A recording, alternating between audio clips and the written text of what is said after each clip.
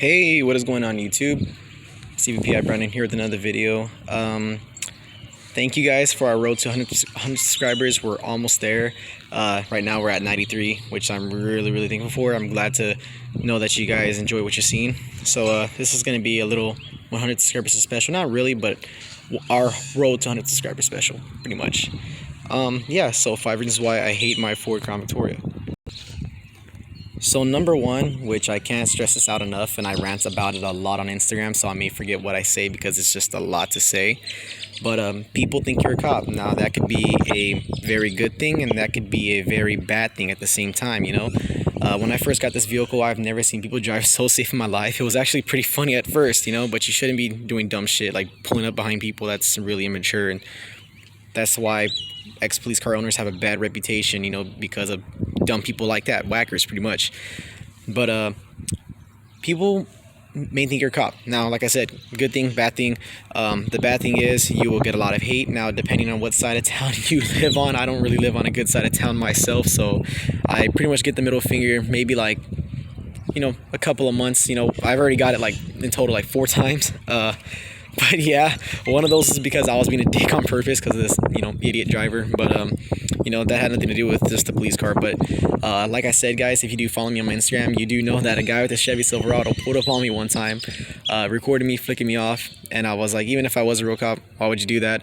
But he later on noticed that He later on noticed that I wasn't a cop, and he gave me a peace sign. We were all cool about it. But yeah, I remember ranting about that and why it's like, owning a Crown Victoria really isn't all fun and games for those of you who really want one. It really depends on what side of town you live on and how thick your skin is, pretty much.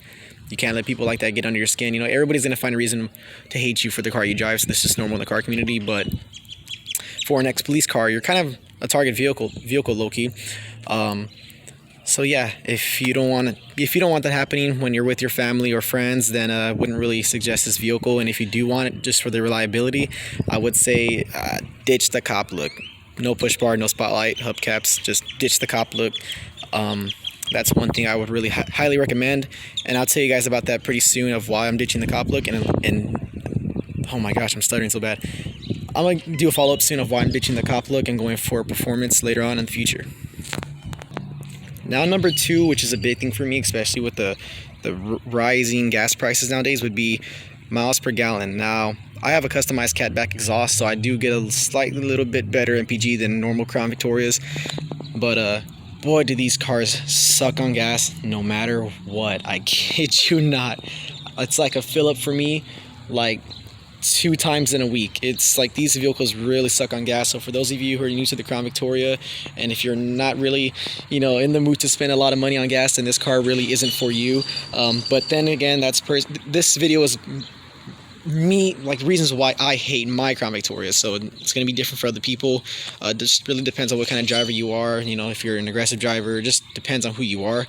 But for me, gas prices are a very big thing, and this car does suck on gas a lot, guys. So if you're new to the Crown Victoria world, you know that these vehicles suck on gas, and I am not kidding with you. All right, and number 3 for me, which this isn't really gonna, well, it just really depends on what kind of seat you have in your car.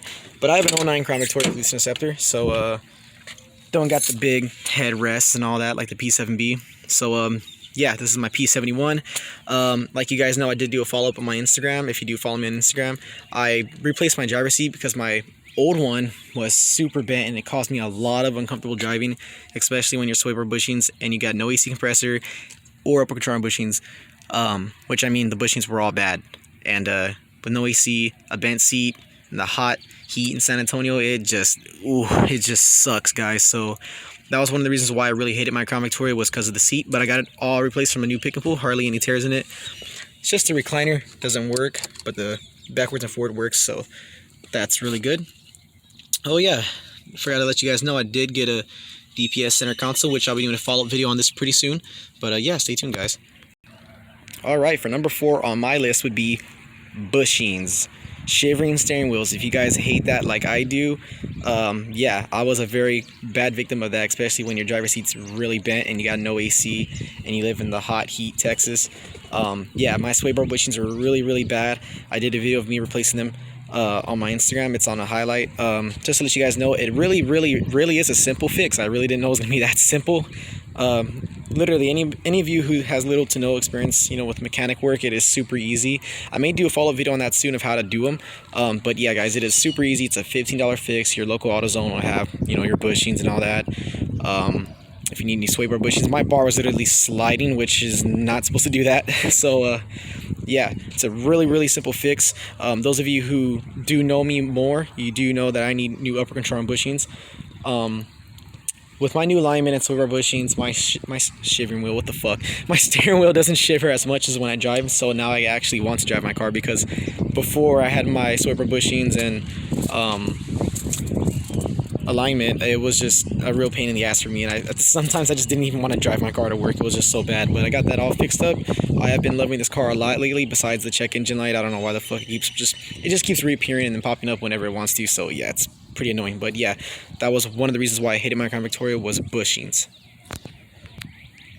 Alright, hope I'm not getting mixed up, but for number 5 would just be, she looks pretty on the outside, but on the inside she's a hot mess. When I first got this car, guys, she was so beautiful.